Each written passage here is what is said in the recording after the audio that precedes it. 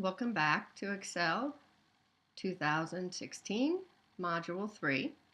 This is Part 4, and we will be looking at cell references and how they affect copying a formula.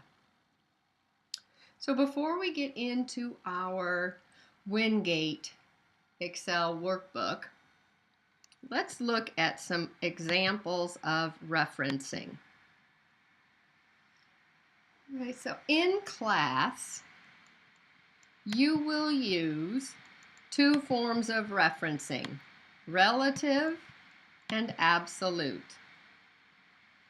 There are also two other forms of referencing, both of which are considered mixed. And you may use those in Excel, but you should not need those in class. So let's take a look at how our referencing options work. So in the first formula, we have referenced cell A2. So what Excel does is it says, all right, that cell is 1, 2, 3 columns over and 1 row up. So if I copy that formula, if I were to copy it to the cell below, it will go to the same relative location. So it'll go to 1, 2, 3 columns over, 1 row up, and now it will reference A3. So let's try that. So we say copy and paste, and now it is referencing A3. So if I were to paste it 1 column over to the right, it would then say, I'm going to go back 3 columns and up row. So it would be referencing B2. So if I paste that, you can see that now it is referencing B2. So wherever I copy this formula to, and I can use Autofill to copy the formula, now it goes to C2 because it goes 1, 2, 3 columns back, 1 row up.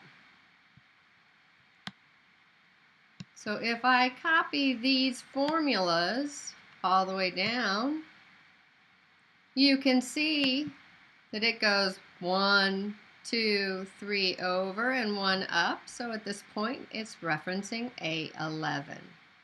So with relative referencing, the cell will always move to the same relative position within from that formula.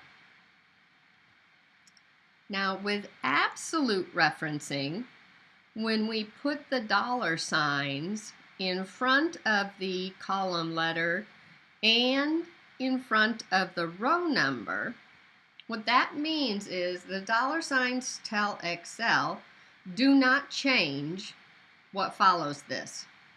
So do not change column A and do not change row 2. So if I copy this formula, no matter where I copy it to, it will always reference the same cell, A2. It's fixed. Now what a mixed reference does is it allows one thing to be fixed and the other thing is variable.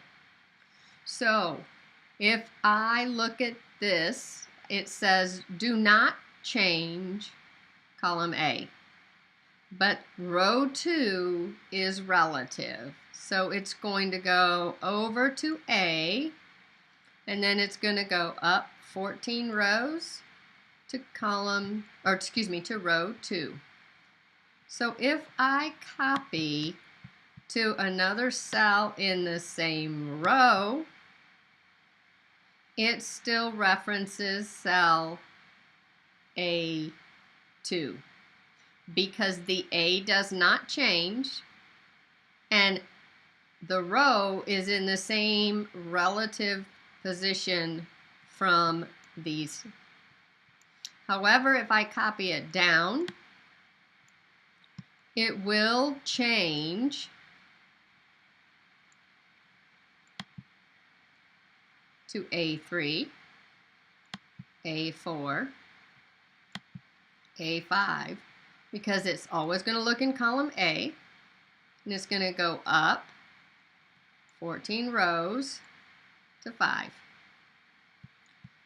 Notice here, it is still looking at A5 because the A stay constant and it goes up the appropriate number of rows. Now, if you put the $ in front of the 2, the A is allowed to change, but the 2 remains the same. So if I copy it across rows, it's going to go back the same number of columns, but it's always going to stay looking at row 2. So therefore, it stays looking at row 2, but the column changes. And no matter what row I put it in, it still will look at row 2, but the column is allowed to change. These two forms down here, the mixed referencing, you should not have to use in class.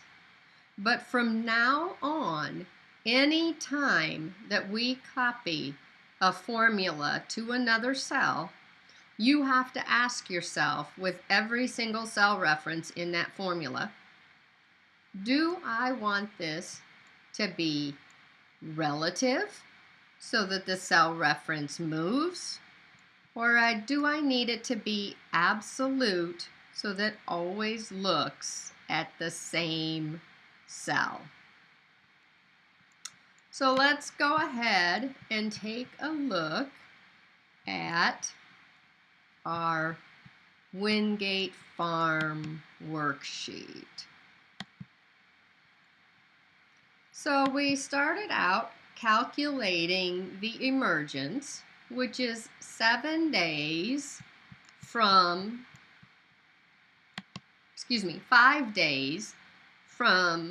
the planting. Now all the days in this chart are based off of the day of planting. So for example, first leaf is 8 days after planting. Pollination is 72 days after planting. So if I consider these two references, B7 is constant. The planting date always stays the same, and every formula uses that planting date. So I should keep that one absolute so that in every formula it will add the appropriate days to the planting. Then when I look at O12, now I have to decide, does that one need to shift down or always stay the same? So if I'm trying to calculate the first leaf, I want to take B7 and add to that O13. If I'm trying to calculate pollination, I want it to take B7 and add O14. So that one needs to be relative. Now you can type the $ in front of each the cell references, each of the cell reference components, the column letter, and the row number. Or if you hit the F4 key, that will allow you to scroll between the 4 different ways of referencing, and you can pick the one that you want. So F4, you would hit it as many times as you needed to get to the appropriate referencing. It will just scroll through all 4. So we're going to have absolute on B7 and relative on O12. That didn't change the color, or excuse me, the answer of our first formula, but now watch what happens when we copy that down.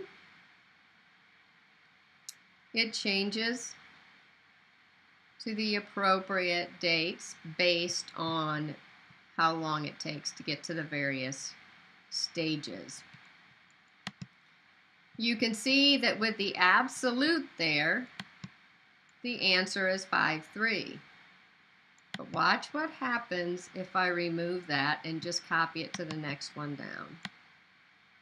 Instead of 5-3, it changes it to 5-8, because now it uses B7 as the starting date, excuse me, B8 as the starting date instead of B7. So that is your difference between absolute and relative. We want this to be absolute. And then we'll copy this back down. There we go. Absolute and relative references can be a confusing concept, and it is definitely something that you are going to have to understand. So you want to make sure you get it and you work on it again, because if you are confused by this formula and how these references work, it will cause you to struggle the entire semester.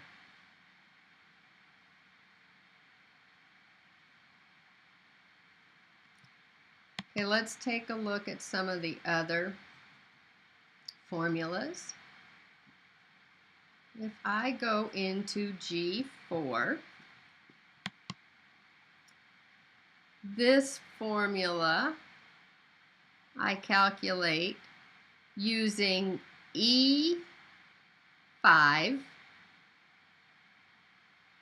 and I compare that to O7.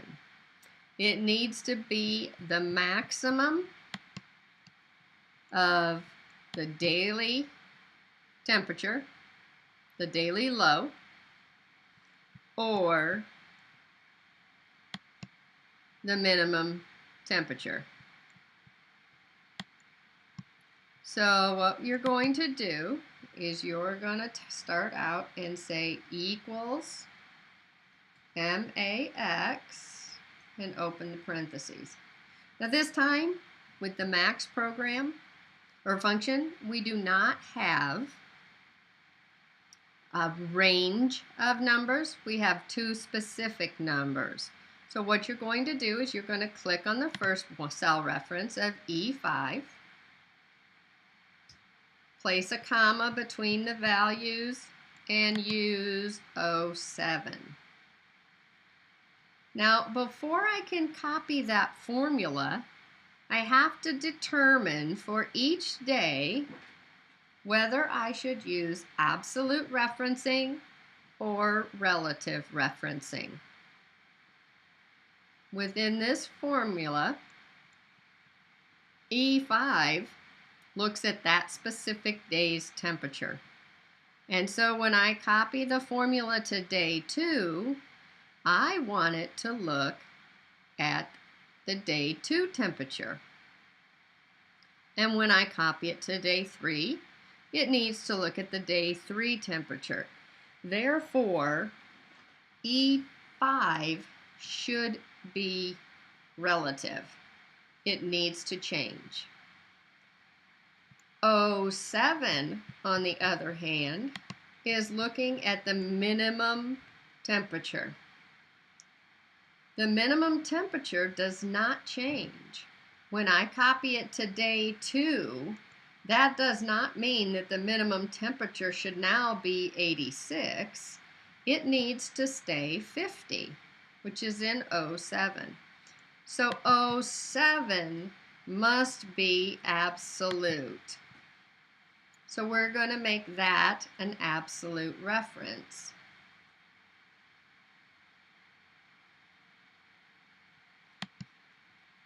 Now the maximum temperature is going to be a very similar function. This time we're going to look at the minimum between the daily high and the maximum temperature. So we're going to say equals min, M-I-N, and again we have two values. We have the daily high, which is in F5. That particular cell reference, every time we copy this formula, it needs to change. We want it to stay relative so that it will look at each day's individual temperature. The second value is the MaxTemp stored in 08. But just like when we were using the min temp in 07, we want that to stay constant. It needs to say a max temp of 86 every single day. So we're going to come in here and, we're going to make this absolute by placing the dollar signs in front of it. And again, if you want to use the function keys, you can scroll through the different options on F4.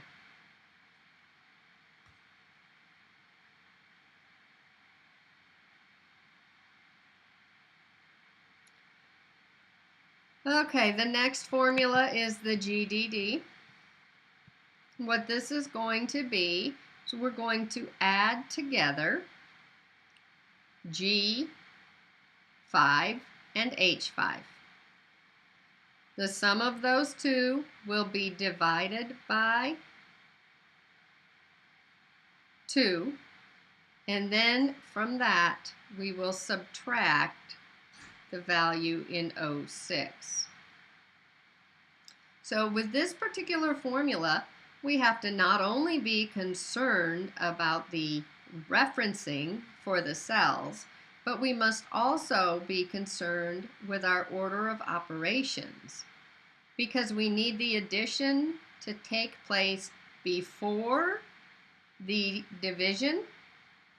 We're going to say it is equal to, in parentheses, the sum of G5 plus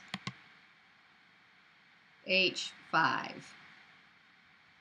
Now both of those references need to remain relative, because each individual day you need to be looking at the Tmin and Tmax values for that day.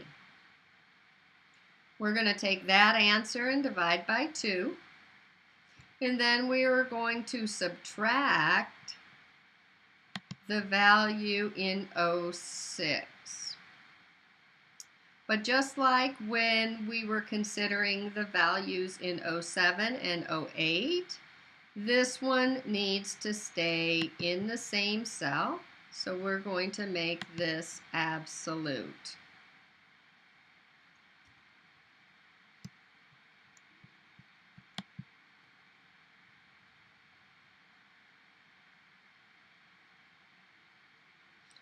Now we're going to use Autofill to fill all 3 of these formulas at the same time down to every single day in our chart.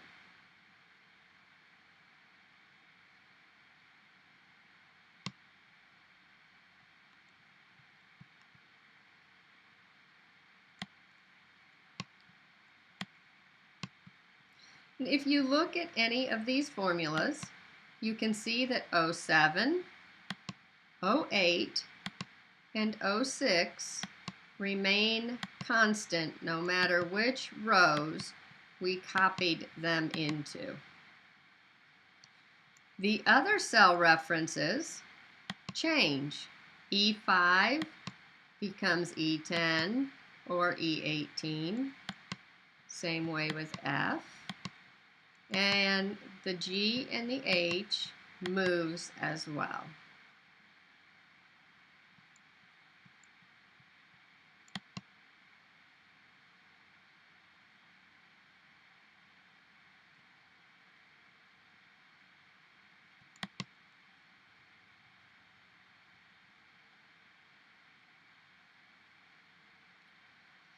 So that concludes our discussion on relative and absolute referencing. We will continue in the next video with some discussion of using the quick analysis tool in order to create formulas and functions.